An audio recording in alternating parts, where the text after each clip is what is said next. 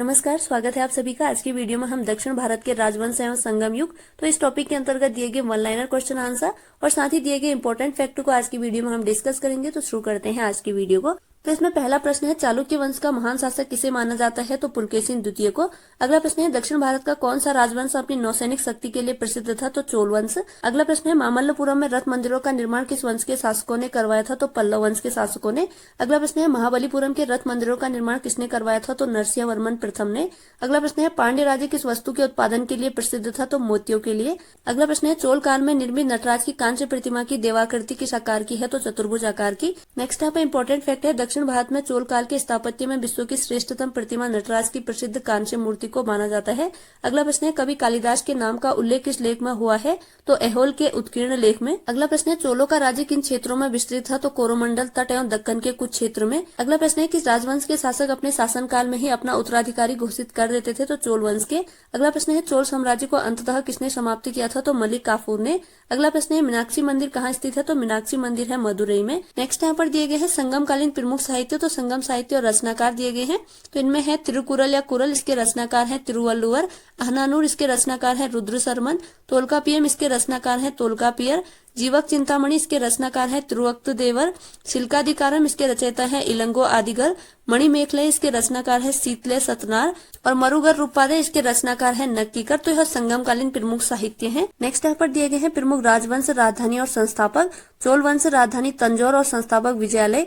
पल्लव वंश राजधानी कांचीपुरम, संस्थापक सिंह विष्णु। राष्ट्रकूट राजधानी मान्यखेत और संस्थापक दंती दुर्ग। होयसल वंश राजधानी द्वार समुद्र और संस्थापक विष्णुवर्धन। काकतीय वंश राजधानी अमकोंड और संस्थापक बीटा प्रथम। गंग वंश राजधानी कुलाल व तलकांड और संस्थापक वज्रहस्त पंचम। पाल वंश राजधानी मुंगेर और संस्थापक गोपाल। सेन वंश राजधानी लखनौती और संस्थापक सामंत सेन। पांड्य वंश राजधानी मदुरई और संस्थापक नेडियोन। गुर्जर प्रतिहार वंश राजधानी कन्नौज और संस्थापक नागभट्ट प्रथम। कल्याणी के चालुक्य राजधानी मान्यखेत या कल्याण और संस्थापक तैलब द्वितीय। बादामी के चालुक्य राजधानी वातापी और संस्थापक जयसिंह प्रथम। नेक्स्ट है वेंगी के चालुक्य राजधानी वेंगी और संस्थापक विष्णुवर्धन। गढ़वाल वंश राजधानी वाराणसी और संस्थापक चंद्रदेव। सोलंकी वंश राजधानी अहिलवाड़ और संस्थापक मूलराज। परमार वंश राजधानी धारानगरी और संस्थापक उपेंद्र। कलचुरी वंश राजधानी त्रिपुरी और संस्थापक कोकल। नेक्स्ट है चौहान वंश राजधानी अजमेर या अहिछत्र और संस्थापक वासुदेव। चंदेल वंश राजधानी खजुराहो या महोबा और संस्थापक नुन्नु। तो यह है प्रमुख राजवंश, उनकी राजधानी और इनके संस्थापक।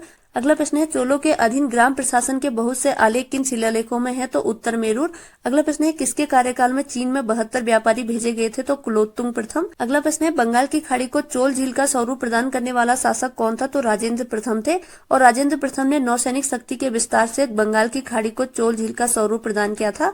अगला प्रश्न है, संगम साहित्य में किस दक्षिण राजवंश का उल्लेख नहीं मिलता है? तो कदम्ब का। अगला प्रश्न है, धार्मिक कविताओं का संकलन कुरुल किस भाषा में रचित है? तो तमिल भाषा में। अगला प्रश्न है, कदम्ब राजाओं की राजधानी कहाँ स्थित थी? तो वनवासी में। अगला प्रश्न है, संगम काल में रोमन व्यापार का केंद्र क्या था? तो अरिकमेडु था। नेक्स्ट यहाँ पे इंपॉर्टेंट फैक्ट है, कदम राज्य की स्थापना मयूर शर्मन ने की थी। कदम्बों ने 4वीं शताब्दी में उत्तरी कर्नाटक और कोंकण में अपनी सत्ता स्थापित की थी। अगला प्रश्न है, तमिल रामायणम अथवा रामावतारम के लेखक कौन थे? तो यह थे कंबन। अगला प्रश्न है, श्रीलंका को पूर्ण स्वतंत्रता किस चोल राजा ने प्रदान की और सिंहल के राजकुमार के साथ अपनी पुत्री का विवाह कर दिया था? तो कुलोत्तम प्रथम ने। इंपॉर्टेंट फैक्ट है, चोल दक्षिण भारत में उत्तम ग्राम प्रशासन के लिए जाने जाते थे। अगला प्रश्न है, दक्षिण भारत का प्रसिद्ध तकोल्लम का युद्ध किनके मध्य हुआ था? तो तकोल्लम का युद्ध हुआ था चोल और राष्ट्रकूटों के मध्य। अगला प्रश्न है, वह बंदरगाह जिसका उल्लेख पोंडू के नाम से द पेरिप्लस ऑफ द इरिथियन सी के लेखक ने किया है? तो यह है अरिकामेडु। अगला प्रश्न है, तमिल साहित्य में वर्णित कर्णगी या कर्णगी कौन थी? तो यह थी तमिल महाकाव्य मणिमेखले की नायिका। नेक्स्ट यहाँ पे इंपॉर्टेंट फैक्ट है, चेर राजाओं में सबसे प्रसिद्ध सेन गुट्टवन था जो नेदुजेरल का पुत्र था। इसके काल में विशेष घटना पत्नी पूजा या पत्नी पूजा या कर्णगी पूजा प्रारंभ हुई, जिसमें आदर्श और पवित्र पत्नी की मूर्ति की पूजा की जाती थी। अगला प्रश्न है, संगम युग का कौन सा ग्रंथ बौद्ध धर्म से संबंधित था? तो मणिमेखले। अगला प्रश्न है, दक्षिण भारत के किस वंश के राजा ने 26 ईसा पूर्व में रोम में एक दूत भेजा था? तो पांड्य वंश के। अगला प्रश्न है, तोलकाव्यम ग्रंथ किससे संबंधित है? तो यह संबंधित है तमिल व्याकरण और काव्य से। नेक्स्ट यहाँ पे इंपॉर्टेंट फैक्ट है, तोलकाप्यम संगम तमिलों का प्राचीनतम उपलब्ध ग्रंथ है। अगला प्रश्न है किस नदी को पांड्य राज्य की जीवन रेखा कहा जाता है? तो पांड्य राज्य की जीवन रेखा कहा जाता है वेंगी नदी को। अगला प्रश्न है कन्नड़ साहित्य के त्रिरत्न कौन है? तो कन्नड़ साहित्य के त्रिरत्न है पंपा, पोन्ना और रन्ना। अगला प्रश्न है संगम काल के चोल शासकों में सबसे प्रतापी शासक कौन था? तो करिकाल। अगला प्रश्न है महाभारत के सर्वप्रथम तमिल अनुवादक कौन थे? तो पेरुन देवनार। अगला प्रश्न है दक्षिण भारतीय प्रसिद्ध महाकाव्य कुरल के लेखक कौन थे? तो यह थे तिरुवल्लुवर। अगला प्रश्न है संगम युगीन चोल शासकों का धर्म क्या था? तो शैव धर्म। अगला प्रश्न है संगम युग के शास्त्रीय ग्रंथों की रचना का काल क्या है? तो यह है 100 ईसा पूर्व से 100 ईस्वी तक। नेक्स्ट यहाँ पर दिए गए हैं संगम कालीन प्रचलित शब्दावली। तो वरीयम का अर्थ है क्षेत्र की उपज की दृष्टि से लिया जाने वाला कर और वरीयर का अर्थ है वरीयम वसूलने वाला अधिकारी। नेक्स्ट है कराई, इसका अर्थ है भू राजस्व या लगान। उपज का 1/6 भाग लिया जाता था और यह राज्य की आय का मुख्य स्रोत है कराई। नेक्स्ट है इराई, इसका अर्थ है सामंतों द्वारा दिया जाने वाला कर या युद्ध में लुटे हुए माल में राज्य का हिस्सा। नेक्स्ट है इराऊ, इसका अर्थ है जबरन लिया जाने वाला उपहार। नेक्स्ट है उल्गु या संगम, इसका अर्थ है सीमा शुल्क व मार्ग कर। यह राज्य की आय का दूसरा सर्वप्रमुख स्रोत है। नेक्स्ट है कड़मई या पाड़ुवड़ु, इसका अर्थ है राजा को दिया जाने वाला शुल्क। नेक्स्ट है माँ व वेली, इसका अर्थ है भूमाप इकाई और कलम, इसका अर्थ है अनाज के तौल की इकाई। नेक्स्ट यहाँ पर दिए गए हैं संगम कालीन साहित्य में राजा के लिए कौन, को व मन्नन शब्द प्रयुक्त होते थे। अगला प्रश्न है संगम ग्रंथों में उल्लेखित मुरुगन किस देवता से साम्य रखते हैं? तो स्कंद, इनके अन्य नाम है कार्तिकेय, कुमार और सुब्रमण्यम।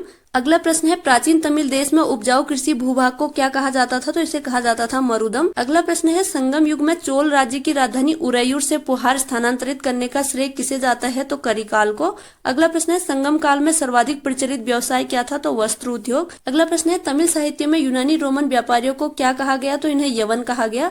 नेक्स्ट यहाँ पे इंपॉर्टेंट फैक्ट है संगम युग में उरैयूर कपास या सूती वस्त्र के व्यापार के लिए विख्यात था। अगला प्रश्न है कि संगम युगीन शासक द्वारा पत्तिन पपालई के रचयिता रुद्र कन्नार को 16 लाख स्वर्ण मुद्राएं प्रदान की गई थी। तो करिकाल के द्वारा। अगला प्रश्न है वह संगम कालीन तमिल साहित्य जिसमें भक्त प्रहलाद का वर्णन होता है तो वह है परिपादल। अगला प्रश्न है किस पांड्य शासक ने समुद्र पूजा आरंभ करवाई थी? तो नेडियों ने। नेक्स्ट यहाँ पे इंपॉर्टेंट फैक्ट है राजेंद्र प्रथम ने गंगेकोंड चोलपुरम को अपनी नई राजधानी बनाया तथा स्वयं गंगेकोंड चोल की उपाधि धारण की। तो ये थी आज की वीडियो जिसके अंतर्गत आज की वीडियो में हमने दक्षिण भारत के राजवंश एवं संगम युग तो इस टॉपिक के अंतर्गत दिए गए वन लाइनर क्वेश्चन आंसर और साथ ही दिए गए इंपॉर्टेंट फैक्ट को आज की वीडियो में हमने डिस्कस किया। उम्मीद है आगामी प्रतियोगी परीक्षाओं में आपके लिए वीडियो जरूर हेल्पफुल होगी। अगर वीडियो पसंद आई है तो प्लीज चैनल को लाइक, शेयर और सब्सक्राइब जरूर कीजिएगा। इसी के साथ आज की वीडियो ओवर होती है। Thanks for watching.